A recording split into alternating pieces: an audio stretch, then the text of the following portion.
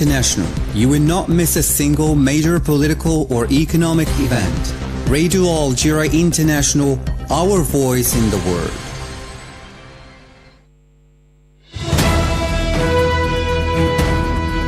This is the English service of Radio Algeria International. It's time for the news. The President of the Republic, Mr. Abdelmajid Tebboune, has appointed the Vice Governor of the Bank of Algeria, Mr. Muhtasem Boudiaf, as Interim Governor of the Bank of Algeria in replacement of Mr. Salahuddin Taleb. Algeria and 7 other OPEC Plus countries have reaffirmed their decision to suspend gradual production increases during the first quarter of the current year, 2026.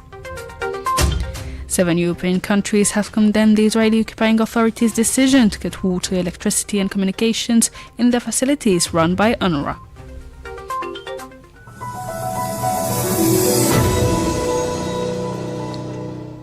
Hello and welcome to Radio Algeria International. I'm your host, Mariam Barshi. The President of the Republic, Mr. Abdelmajid Tebboune, has appointed the Vice Governor of the Bank of Algeria, Mr. Muhtasem Boudiaf, as the Interim Governor of the Bank of Algeria in replacement of Mr. Salahuddin Taleb. The Director General of the National Security, Mr. Ali Badawi, has received here in Algiers a high-level police delegation from Mauritania, led by the Director General of Mauritanian Security, Major General Mohamed Layhawatani, as part of strengthening cooperation between the two countries. The two ministers held talks during the meeting that was later on extended to the members of the two delegations. On the occasion, Mr. Badawi said that the visit offers an opportunity to strengthen police cooperation, build a lasting partnership, and enhance specialized agencies' capacities to tackle crime and violence. Your visit, which reflects the shared will between us, will undoubtedly provide a valuable opportunity to continue strengthening bilateral cooperation, advancing towards building a strong and lasting partnership in the police field, and working to turn police initiatives into practical reality, particularly regarding the enhancement of our specialized agencies' capabilities and their technical and operational training to confront all forms of crime and violence to the benefit of our two countries. Mr. Layhawatani, for his part, stressed the need to move beyond routine, build partnerships and secure training in Algerian schools to strengthen police capacities against crime, terrorism and cybercrime. The mission of security in its noble dimension and its race to keep pace with the developments of the era and its attempt to cope with the present requires moving beyond the constants of monotony and routine and looking towards broad horizons of partnership in confronting all forms of crime. In this context, and given the importance of training and education, we look forward to your approval for us to have opportunities and programs for training in the field of officer training in Algerian schools and institutes, as well as training and strengthening technical police capacities, including scientific and technical policing, counter-terrorism and organized crime, and combating cybercrime. The Mauritanian police delegation will make field visits to several operational and specialized technical services of the national security to learn from the experience of the Algerian police. Here in Algiers, the Minister of Public Works and Basic Infrastructure, Mr. Abdelkader Jelawi, has given instructions and guidelines regarding the launch of all projects included in the sectoral program for the year 2026, notably a large-scale operation related to the maintenance of the national motorway network, which will begin next week. Ms. Sharfi reports. During a meeting, presentations on the various projects currently under implementation were made, including those related to the state of maintenance of the motorway network, motorway projects being implemented, and projects for the development of the national road network, notably in Algiers. On the occasion, Mr. Jelawi called for the simultaneous launch of all 2026 projects nationwide, the adoption of a monitoring action plan, and performance-based contracts, stressing the need to set clear deadlines, remove obstacles, especially in the southern provinces, and strengthen coordination to ensure timely completion. Regarding road infrastructure, the minister ordered the launch of a large-scale motorway maintenance operation starting next week on Algiers' second ring road to be extended nationwide, particularly along major north-south routes. He also called for accelerating projects in the province of Algiers, ensuring on-time delivery and strengthening field monitoring. Algeria and 7 other OPEC Plus countries, the Organization of Petroleum Exporting Countries and their non-member allies, have reaffirmed their decision to suspend gradual production increases during the first quarter of the current year 2026. Mushal Sharfi has more details in this report. This decision was taken during a coordination meeting held via video conference, bringing together the group of the 8 OPEC Plus countries, including Algeria, Saudi Arabia, the United Arab Emirates, Iraq, Kazakhstan, Kuwait, Oman, and Russia, which agreed on voluntary production cuts in April 2023. This coordination meeting, attended by the Minister of State in charge of Energy, Mines and Renewable Energies, Mohammed Arqab, was part of the regular monitoring of the global oil market situation. On this occasion, the ministers held an in-depth exchange on the short-term outlook of the oil market within an international economic context marked by strong uncertainties and seasonally moderate demand. He stated that there was a need for heightened vigilance and close coordination within the group, reaffirmed Algeria's commitment to the collective decisions adopted, and emphasized the importance of preserving the effectiveness and credibility of the cooperation mechanism. For his part, OPEC stated on its website that the 8 countries remained committed to maintaining the oil market stability, closely monitoring conditions, and ensuring full compliance with the Declaration of Cooperation, including additional voluntary production adjustments overseen by the Joint Ministerial Monitoring Committee, JMMC, while compensating for any excess production since January 2024. The group had gradually increased production in April 2025, but decided during its November meeting to freeze increases from January 1st to March 31st, 2026 due to global economic uncertainty. The ministers of the 8 OPEC Plus member countries will meet again on February 1st to examine market developments. Moving on to the situation in the Middle East, 7 European countries have condemned the Israeli occupying authorities' decision to cut water, electricity and communications in the facilities run by UNRWA.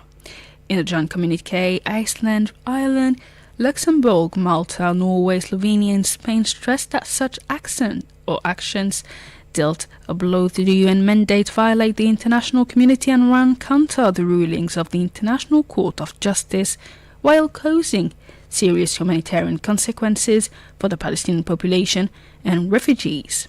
In this connection, they urged the Israeli government to see to it that the non-governmental organizations be authorized to operate in Gaza and that an end be put to their ban.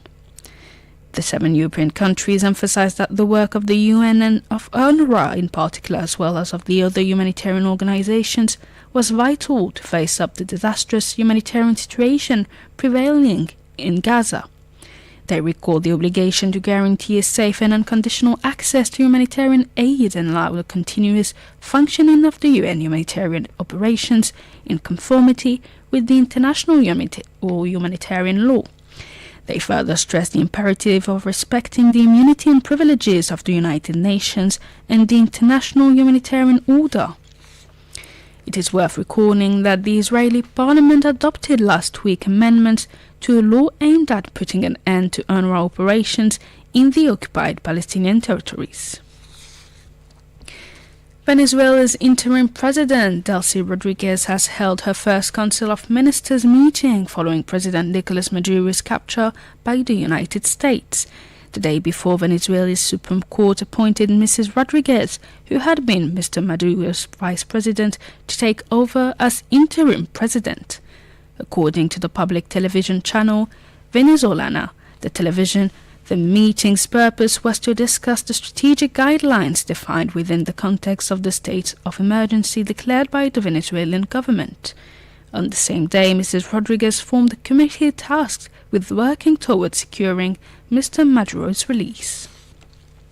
And in Sudan, at least 114 civilians have been killed, dozens more injured, and 17 reported missing within a week in North Darfur, where clashes between the Sudanese army and the Rapid Support Paramilitary Forces, RSF, have intensified. More details in this report by Masoud Sharfi. A medical source from the town's hospital reported that 51 civilians were killed in drone strikes on Al Zurq, while another source stated that 63 civilians were killed in Kirnoy, near the Chadian border, with 57 injured and 17 missing within a week in attacks attributed to the RSF. In the same connection, the city of Al Ubaid in North Kordofan state witnessed a drone attack by the RSF targeting the power generation station, which led to a power outage in the city. According to local sources, the authorities are assessing the damage from the attack amid rising tensions across Sudan. The Sudanese army shot down 3 RSF drones in Kenana, while the RSF seized Al Bardab and a near garrison in South Kordofan, escalating the conflict despite international calls for calm. Since the outbreak of the armed conflict in April 2023, violent clashes between the army and the RSF have resulted in tens of thousands of deaths and the displacement of around 13 million people, in addition to the destruction of vital infrastructure such as airports, ports, and power stations, worsening the humanitarian crisis and hindering access to essential services. And now a reminder of today's top stories. The President of the Republic, Abdelmajid Tebboune, has appointed the Vice Governor of the Bank of Algeria, Mr. Muhtassim Boudiaf, as interim Governor of the Bank of Algeria in replacement of Mr. Salahuddin Taleb. Algeria and 7 other OPEC Plus countries have reaffirmed their decision to suspend gradual production increases during the first quarter of the current year, 2026. 7 European countries have condemned the Israeli-occupying authorities' decision to cut water, electricity and communications in the facilities run by UNRWA.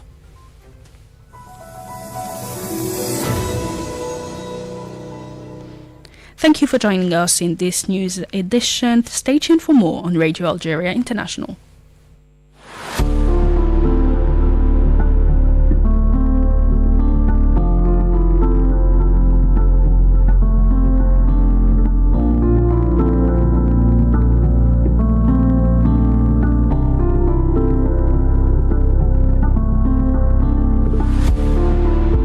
Welcome to Radio Algeria International. As 2025 comes to a close, we take a moment to reflect on the major global events and crises that shaped this year. In this special program, we turn our attention to Sudan, a country that during 2025 stood at the center of one of the world's most severe humanitarian crises and security emergencies.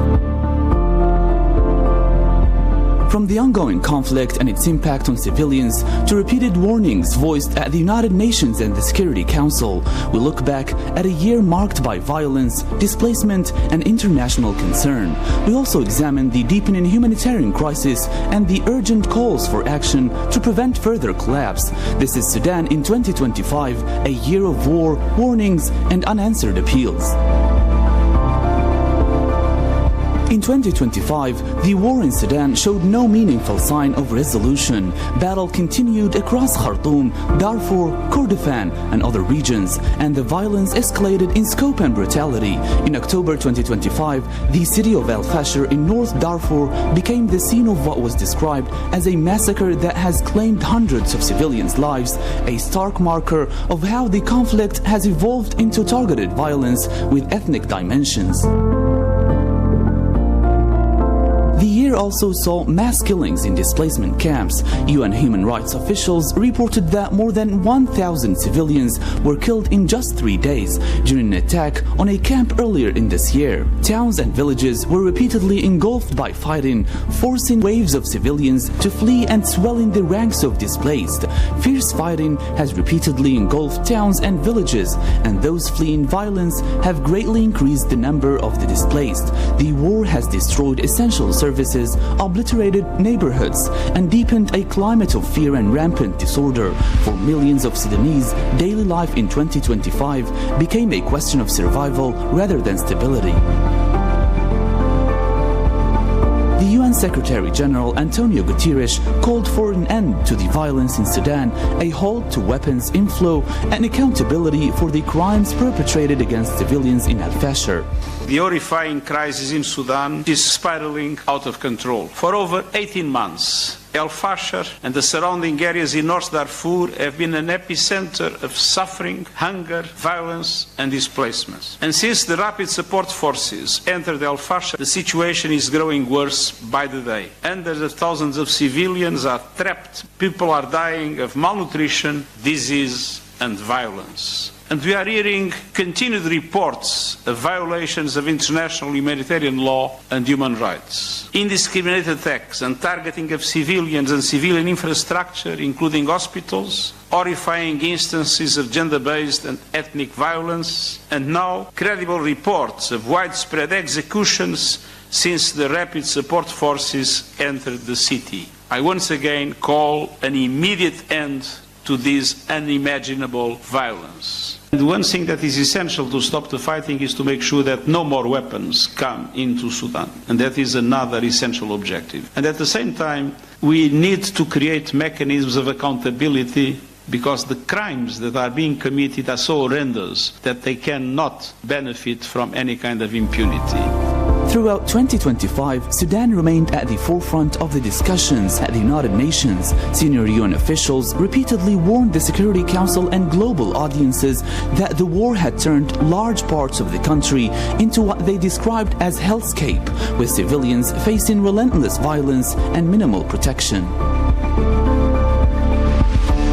Algeria, speaking at the Security Council, consistently drew attention to the deteriorating humanitarian situation. Speaking on behalf of the A3+ group during a Security Council meeting on the situation in Sudan, Algeria's permanent representative to the United Nations, Ammar Ben Jama, highlighted reports of mass atrocities, the targeting of hospitals and schools, and the urgent need to scale up humanitarian assistance while ensuring accountability for crimes committed. Almost 1,000 days have passed since the outbreak of the conflict in the dear nation of Sudan, a conflict that continues to have devastating consequences for innocent civilians, including women and children.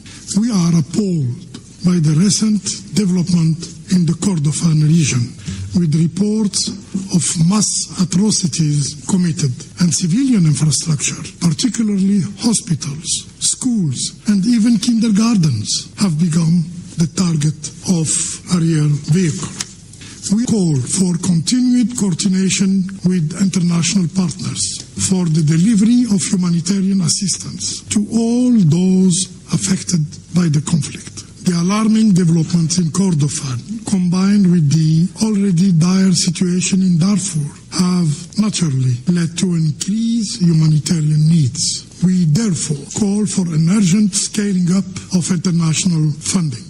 The solution to the conflict cannot be reached only through the use of force. Only inclusive dialogue and genuine negotiation can lead to a durable solution. Only that is Sudanese-led and Sudanese-owned. The committed atrocities cannot go unpunished. The massacres perpetrated during this conflict must be met with accountability. Despite these warnings, deep divisions among Security Council members continued to limit decisive action. While condemnations and briefings multiplied, enforcement mechanisms remained weak, and civilians on the ground saw little relief from the violence. If diplomatic efforts struggled, the humanitarian crisis inside Sudan reached catastrophic proportions in 2025. The United Nations described Sudan as one of the largest humanitarian and displacement emergencies in the world, with more than 30 million people in need of assistance. In a stark illustration of how rapidly the situation continues to deteriorate, the United Nations reported that more than 10,000 people were displaced in just 3 days in North Darfur and South Kordofan due to intensified fighting. The International Organization for Migration said over 7,000 people fled towns in North Darfur after they were taken over by the Rapid Paramilitary Support Forces, while more than 3,000 fled the besieged city of Kadugli in South Kordofan, pushing the total number of people displaced since the conflict began to more than 11 million. The World Food Programme warned of a massive humanitarian crisis, with fighting blocking life-saving aid to millions. Food insecurity deepened as conflict and economic collapse spread hunger across multiple regions. Malnutrition, particularly among children, rose sharply, while disease outbreaks such as cholera spread amid the collapse of water and sanitation systems. Aid agencies stressed that many of the deaths recorded in 2025 were preventable with proper access and funding. Radio Algeria International contacted the advocacy manager for the Norwegian Refugee Council in Sudan, Ms. Mathilde Vu, who described 2025 in Sudan as a devastating year for civilians, marked by extreme violence, siege-like conditions, famine, disease outbreaks, and what she called a growing sense of abandonment by the international community. 2025 was absolutely terrible for civilians in Sudan. We've seen extreme levels of violence, whereby cities and displacement camps were besieged, were starved, were shelled and attacked on a weekly basis, like it is the case in northern Darfur and also in Kadugli, to the point that civilians had to resort to eat animal food, cow skin, boiled leaves. Many of them tried to flee and were caught on the way by armed groups, killed, raped, tortured. A lot of heartbreaks in families with huge numbers of family separation. We've seen famine being confirmed one more year in Sudan, which means that Sudan is one of the few countries in the world right now where people simply die of hunger. We've seen also an unprecedented cholera outbreak that killed thousands of people all across the countries, including in the capital Khartoum, as people were trying to return and reestablish and couldn't find, service provision, water provision, etc. And as we now approaching the 1,000 days of the war, I think that the Sudanese are exhausted, are being left out by the international community. We're still very far from any resolution, with the warring parties and the backers continuing to betray the rules of war and violate the basics of international humanitarian law, such as the protection of civilians and the unfettered humanitarian access for people. Behind every number are millions of individual stories of suffering. In 2025, Sudanese children remained out of school for a second consecutive year, raising fears of a lost generation deprived of education and normalcy. The UN and partner agencies reported staggering levels of displacement, with women and girls facing particularly severe protection risks, including sexual violence, forced marriage, and gender-based abuse. Families were forced to shelter in makeshift camps or damaged homes, often without enough food, clean water, or medical care. The United Nations repeatedly stressed that civilians were not just victims of war, but often deliberate targets, and that protecting them must be a priority of any peace effort.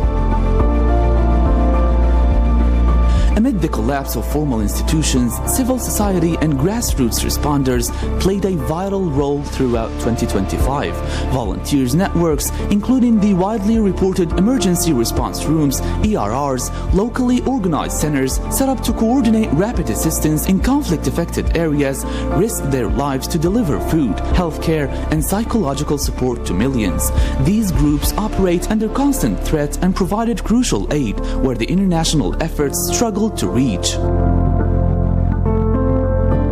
Despite their courage and impact, with ERRs supporting dozens of millions across Sudan, these initiatives faced severe funding gaps and operational challenges. UN officials and aid partners repeatedly praised local responders' resilience, but warned that community efforts alone cannot compensate for a lack of sustained international support. These grassroots networks highlighted both the strength and desperation of Sudanese communities in 2025, acting as lifelines amid the collapse of basic services and governance. Political Historically, 2025 marked by repeated attempts at negotiations, but trust between the warring parties remained fragile. In late December, Sudan's Prime Minister Camille Idris presented a comprehensive peace initiative to the United Nations Security Council, calling for an immediate cessation of hostilities, a UN-monitored ceasefire, the withdrawal of the rapid paramilitary support forces from occupied areas, and a supervised disarmament process. Our nation, as you have rightly established this morning, has paid an unbearable price in human lives and in the tearing apart of its social fabric. Cities have been reduced to ruins, families to exile, and the hope itself has been placed under siege. The Government of Sudan Peace Initiative is born not from illusion, but from necessity. Sudan does not ask for sheer sympathy. I must make this point very clear. We are not here to ask for sheer sympathy. It asks for partnership in securing peace, justice, and dignity for our people. Our initiative is homemade, not imposed upon us. It is not about winning a war. It is about ending a cycle of violence that has failed Sudan for decades. The Government of Sudan Peace Initiative offers a clear test of our collective resolve. A ceasefire that can be monitored, disarmament that can be enforced, justice that is not selective, and reconciliation that is not superficial. Sudan seeks neither impunity nor endless war. It seeks a just peace anchored in law and safeguarded by the international community. You are the international community. This collective assembly of the Security Council is the full representation of the international community. However, the RSF signaled resistance to key elements of the proposal, raising serious doubts about its viability and the prospects for a lasting settlement. At the same time, regional dynamics and external interests continued to shape the conflict, further complicating mediation efforts. Despite renewed diplomatic engagement, divisions within the Security Council once again limited decisive action. While condemnations, peace appeals, and humanitarian briefings multiplied, enforcement mechanisms remained weak and largely symbolic. By the end of 2025, peace remained elusive, and the international community faced a growing question about its ability and willingness to advance a negotiated end to the war, while ensuring civilian protection and accountability for violations of international humanitarian law. As 2025 draws to a close, Sudan's story remains one of resilience amid devastation and of urgent appeals met with limited action. The United Nations and humanitarian agencies have repeatedly warned that without stronger international engagement, sustained aid, and a genuine inclusive political process, the suffering of the Sudanese people will only worsen. Looking ahead to 2026, the question is no longer whether Sudan needs attention, but whether the world is ready to respond in time to protect civilians, to support peace, and to prevent the loss of an entire generation. You have been listening to Radio Algeria International's special end-of-year program on Sudan. Thank you for listening. Stay tuned.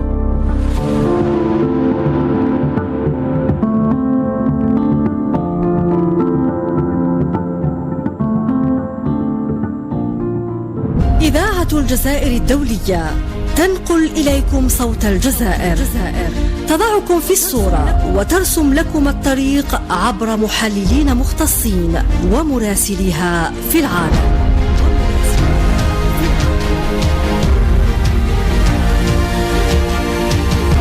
إذاعة الجزائر الدولية، صوتنا في العالم. مع إذاعة الجزائر الدولية لن تفوتكم لحظة واحدة من الأخبار السياسية والاقتصادية الهامة. إذاعة الجزائر الدولية، صوتنا في العالم.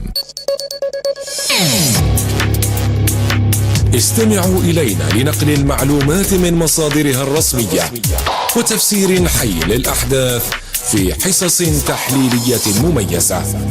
إذاعة الجزائر الدولية، صوتنا في العالم.